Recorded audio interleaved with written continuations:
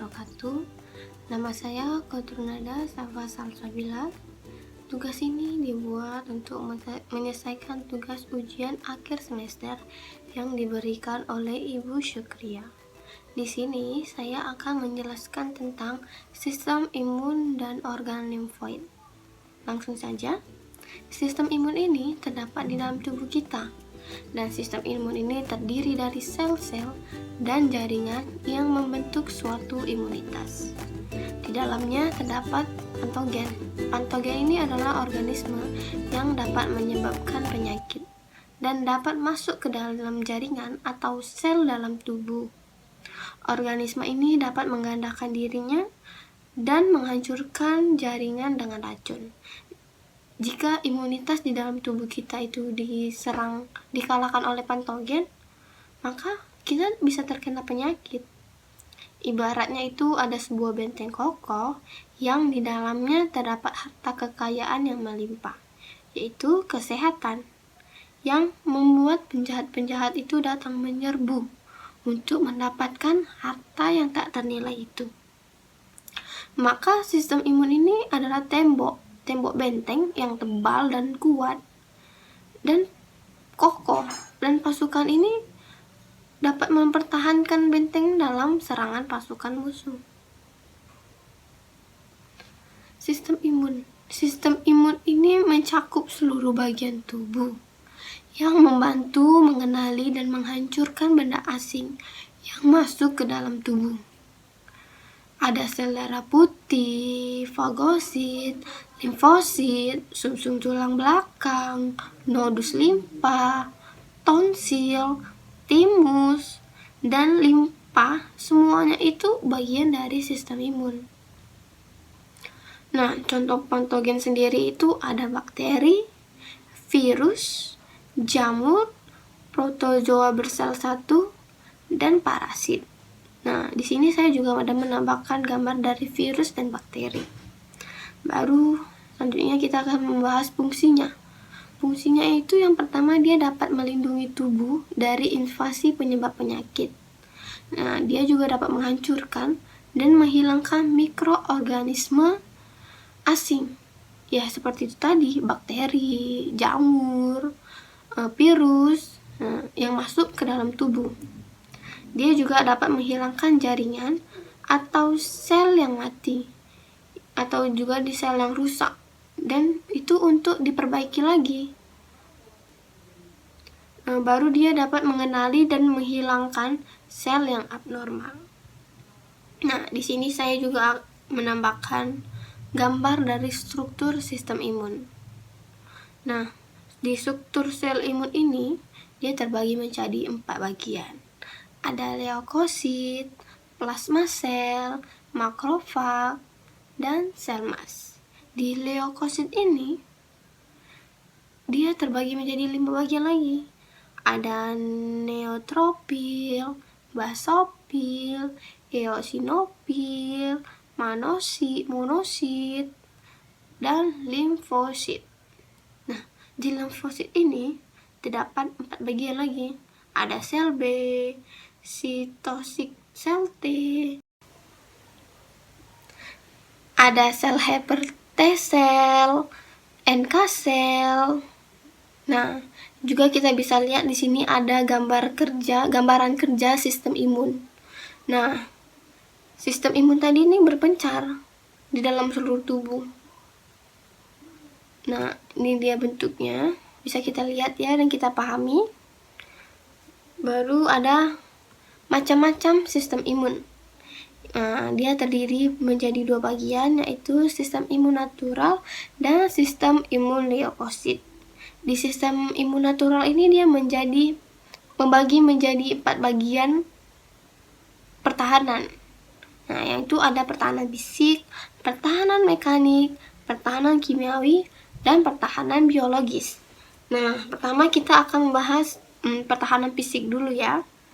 Di pertahanan fisik ini, kulit memberikan penghalang bagi jalan masuknya patogen di dalam tubuh. Penghalang lapis pertama ini terhadap serangan patogen dari luar. Nah, lapisan luar sel-sel mati yang keras yang mengandung keratin dan sangat sedikit air, sehingga menjadi penghalang bagi pertumbuhan patogen. Nah, kulit ini juga memiliki kemampuan regenerasi, sehingga fungsinya sebagai pelindung tubuh tetap berlangsung. Apabila terpotong atau tersayat, maka kulit akan melakukan regenerasi secara sendiri. Baru kulit ini dapat juga mengatur suhu tubuh. Kulit manusia itu dilengkapi dengan kelenjar keringat yang akan menguapkan air beserta sisa metabolisme sel. Nah, berkeringat itu juga akan menimbulkan turunnya temperatur tubuh. Di kulit itu dilengkapi dengan pigmen yang disebut dengan melanosit. Melanosit ini dia berfungsi sebagai pelindung tubuh dari sinar matahari. Baru kulit ini dipenuhi dengan ujung saraf-saraf reseptor sebagai penangkap isyarat-isyarat yang berbahaya dari luar tubuh, agar tubuh dapat melakukan respon dengan cepat terhadap isyarat tersebut. Nah, contoh zat yang dapat menghambat pertumbuhan bakteri. Yang pertama itu ada air mata. Di air mata itu ada kelenjar lakrimal yang mensekresi air mata yang melarutkan dan mencuci mikroorganisme yang ada bahan kimianya. Nah, dan bahan kimia ini dapat menyebabkan iritasi mata. Baru ada sebum. Sebum itu minyak. Nah, sebum itu diekskresikan oleh kelenjar sebaceus yang mengandung asam lemak yang memiliki aksi antimikrobal. Baru ada mukus. Mukus ini adalah hasil ekskresi sel-sel goblet yang terdapat di sepanjang saluran pernapasan. Mukus ini merupakan cairan lendir yang lengket sehingga dapat merangkap patogen yang berasal dari luar. Baru sistem pertahanan mekanik. Sistem pertahanan mekanik ini dia berkolaborasi dengan pertahanan fisik. Nah, terdapat rambut hidung. Rambut hidung ini berfungsi sebagai filter udara yang melewati saluran hidung. Bakteri dan partikel yang lain yang terperangkap di mukus akan diserap keluar dari paru-paru oleh silia. Pertahanan kimiawi. Pertahanan kimiawi ini mekanisme pertahanannya terhadap patogen dengan bantuan zat kimia. Nah, ada air mata, mukus, saliva, dan keringat. Semuanya itu mengandung zat kimia yang menghambat pertumbuhan mikroorganisme. Biasanya itu ditemukan enzim lisozim. Nah, enzim lisozim ini mengkatalis hidrolis molekul dinding sel bakteri. Selain itu, ada asam hidroklorik yang terdapat pada cairan lambung yang membunuh sebagian besar mikroorganisme yang masuk ke lambung. Nah, di pertahanan biologis ini dia mekanisme pertahanannya yang memanfaatkan mikroorganisme baik di sekitar tubuh. Terdapat populasi bakteri tidak berbahaya yang hidup di kulit dan membran mukosa yang menghambat pertumbuhan banyak bakteri patogen. Mereka itu melindungi kita dengan cara berkompetisi dengan bakteri patogen dalam mendapatkan nutrien. Baru sistem imun leukosit. Sistem imun leukosit ini merupakan pertahanan lapis kedua terhadap serangan patogen. Dan sistem imun leukosit ini dibagi menjadi 5 macam tipe sel darah putih yang ada dalam sumsum tulang. Ada gambarnya juga ya, di sini saya letak. Di situ ada neutrofil, eosinofil, basofil, monosit, dan limfosit. Nah, kita bahas dulu yang neutrofil ya. Di neutrofil ini dia berhubungan dengan pertahanan tubuh terhadap infeksi bakteri serta proses peradangan kecil lainnya. Serta biasanya juga yang memberikan tanggapan pertama terhadap infeksi bakteri. Aktivitas dan matian neutrofil dalam jumlah yang banyak menyebabkan adanya nanah. Dan dia tuh berfungsi dalam fagositosis yang memakan bulat-bulat bakteri yang masuk. Jadi peran neutrofil itu sangat penting di dalam sistem imun kita. Baru selanjutnya eosinofil. Eosinofil itu berperan dalam reaksi alergi. Berisi sejumlah zat kimia seperti histamin, eosinofil peroksidase, ribonukleas, deoksiribonukleas, lipase, dan lain-lain. Nah, zat-zat ini beracun bagi parasit dan jaringannya. Eosinofil ini di dalam tubuh orang normal itu memiliki rasio sekitar 1% sampai 6% saja. Ini ada basofil. Basofil ini dapat melepaskan bahan kimia seperti histamin yang menyebabkan reaksi peradangan. Basofil ini mengandung butiran sitoplasma banyak dengan 2 lobus. Nah, di dalam basofil ini terdapat bintik-bintik ya, dan di dalamnya ada 2 lobus. Baru monosit. Monosit ini sel besar dengan inti berbentuk ginjal, berkembang menjadi makrofag dengan fungsi fagositik juga. Baru dia memberikan potongan patogen untuk sel T, sehingga patogen tersebut dapat dihafal dan dibunuh. Dan untuk membuat tanggapan antibodi untuk menjaga pertahanan tubuh. Limfosit. Nah, limfosit ini ukurannya kecil dengan inti bulat besar, terdiri 2 jenis sel, yaitu limfosit B dan limfosit T. Baru mereka itu akan bermigrasi dari sumsum tulang ke kelenjar getah bening dan limfa, di mana mereka akan matang di dalamnya. Selanjutnya ini limfosit. Kita membahas limfosit. Nah, limfosit ini tipe dari sel darah putih yang dapat mengenal antigen. Nah, itu dia berasal dari bone marrow, dari stem cell menuju sel darah lain, dan dia bermigrasi ke limfa dan nodes limfa. Dia diproduksi dalam jumlah besar. Limfosit yang matang ini masuk ke kelenjar timus dan menuju lagi, dan dia mengenali antigen yang spesifik masuk ke dalamnya. Baru dia dapat langsung tanpa melalui kelenjar timus atau sel B. Di dalam sel tubuh ini bersama larutan yang mengandung O2 dan nutrisi mengalir ke seluruh tubuh, ke seluruh jaringan tubuh, dan masuk ke dalam sistem limpatik. Nah, di sistem ini dia terdapat sel T dan sel B yang mengenali antigen.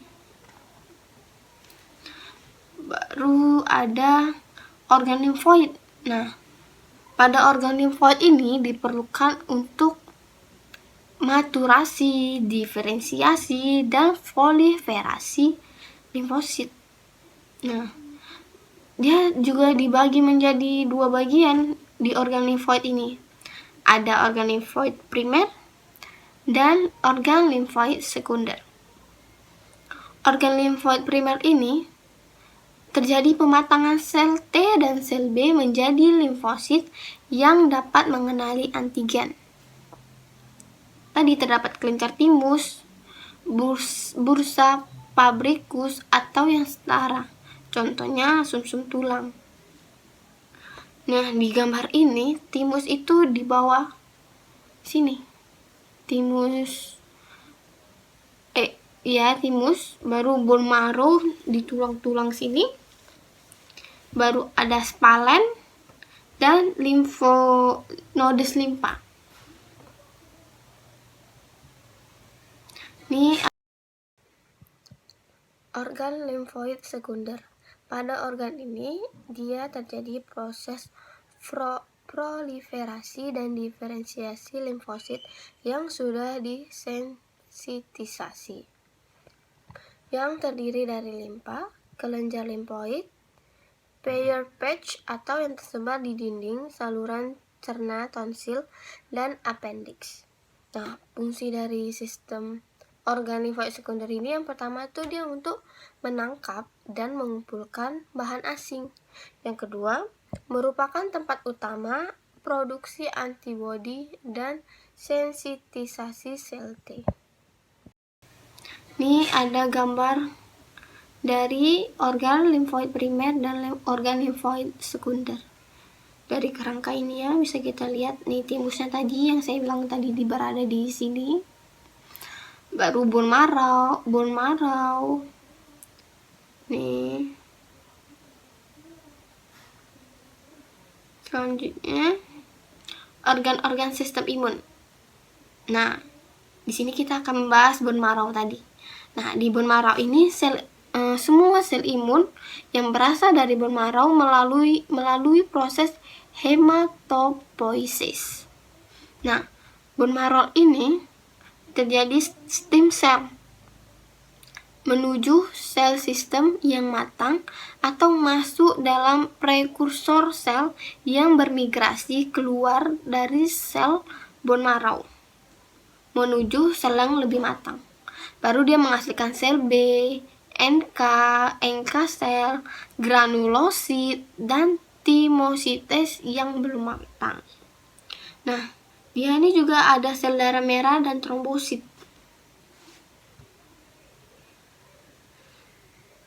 Nah, timus. Nah, nanti kita akan bahas timus ya. Di timus ini dia menghasilkan sel T yang matang. Baru timosites yang belum matang atau protimosites meninggalkan bone marrow dan bermigrasi ke timus. Nah, melalui proses belajar untuk mengenali suatu antigen.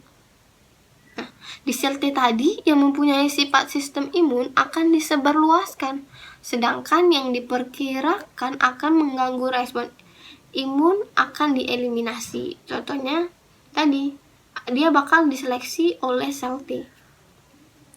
Dan dia tuh bertanggung jawab terhadap respon autoimun dan dihilangkan. Jadi dia menangkap isyarat itu tadi yang seperti saya bilang, menangkap baru langsung direspon. Baru setelah direspon akan dihilangkan tadi sel yang mengganggu timus tadi. Baru sel T yang matang kemudian dilepaskan dalam peredaran darah.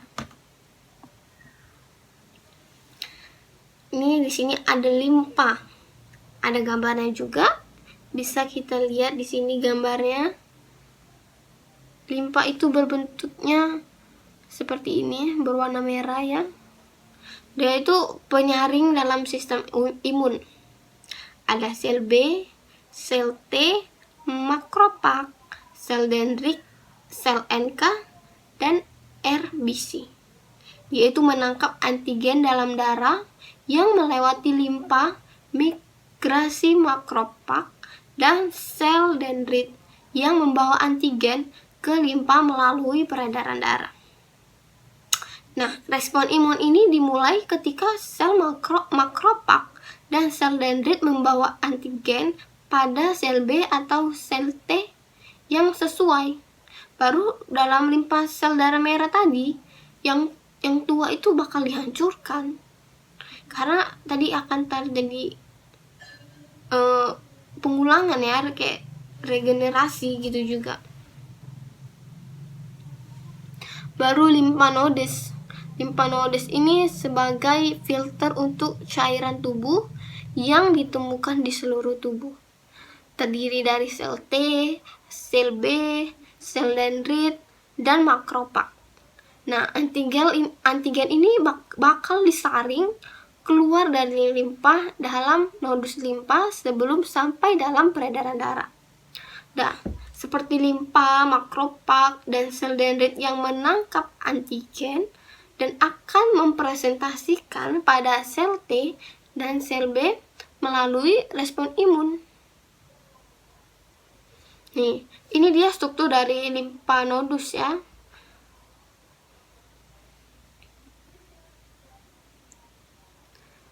Ada medula, yang bulat itu namanya medula. Baru adanya subkapsul yang terdiri dari makrofag dan sel B. Baru yang di bawah itu yang warna biru itu namanya hilum. Yang nodus itu yang bulat-bulat. Baru yang hilum itu dia bagian yang seperti ini. Nah, yang warna biru itu namanya vein, yang merah itu arteri. Nah, tempat keluarnya itu namanya efferent lymphatic vessel. Nah, sel darah ini pada sel dalam sistem imun ini kan tadi terdapat sel T. Sel T ini dibagi dalam 2 subset sel yang berbeda.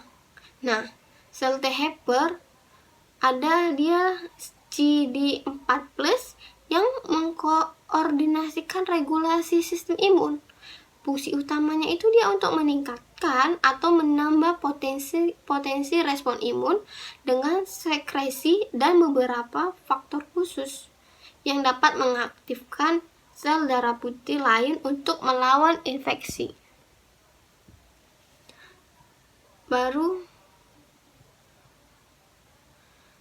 Pada sel T killer atau suppressor, yang ini dia tadi kan CD4+, ini CD8+, dapat membunuh langsung sel tumor tertentu. Sel yang terinfeksi oleh virus beberapa parasit, mengendalikan respon imun. Dia dapat mengendalikan respon imun.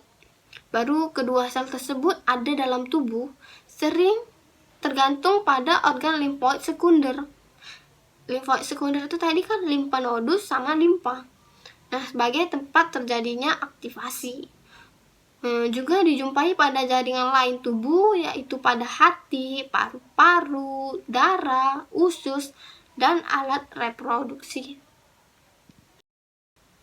Sel natural killer yang biasa kita singkat dengan sel NK dengan CD8+ berfungsi sebagai sel efektor, dapat membunuh langsung tumor tertentu seperti melanoma, limfoma, dan sel yang terinfeksi virus seperti herpes. Cara kerjanya, pada sel CD8 ini dia membunuh sel target tanpa melalui organ limfoid.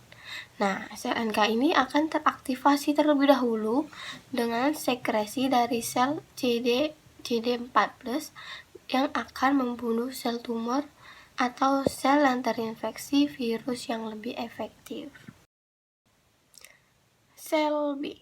Nah, sel B ini berfungsi sebagai antibodi dalam merespon terhadap benda asing, protein bakteri, virus, dan tumor.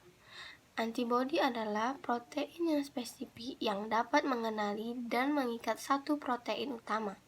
Produksi antibodi dan pengikatan pada antigen seringkali dapat memberikan satu tanda bagi sel lain untuk menelan, membunuh, atau memindahkan atau mengeluarkan antigen dari tubuh.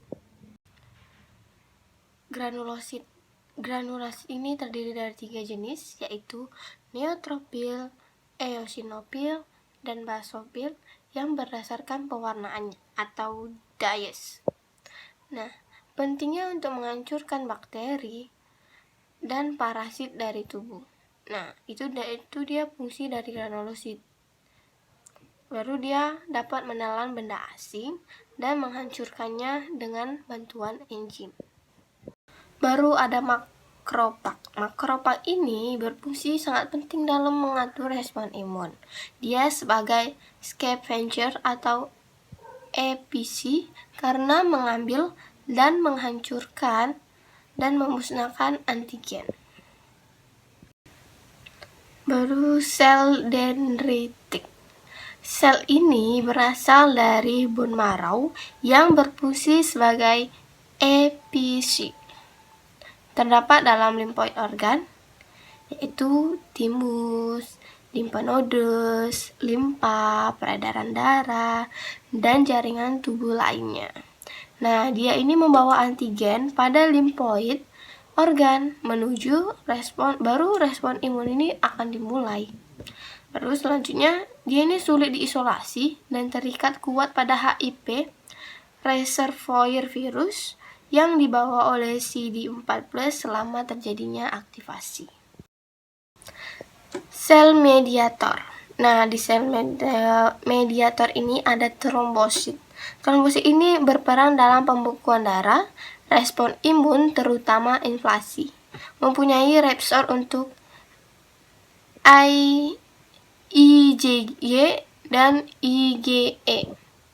Akibat kerusakan endotel, trombosit melekat dan menggumpal pada permukaan endotel serta melepaskan serotonin yang dapat meningkatkan permeabilitas vaskuler dan mengakibatkan komplement untuk melepaskan faktor kemotaktik.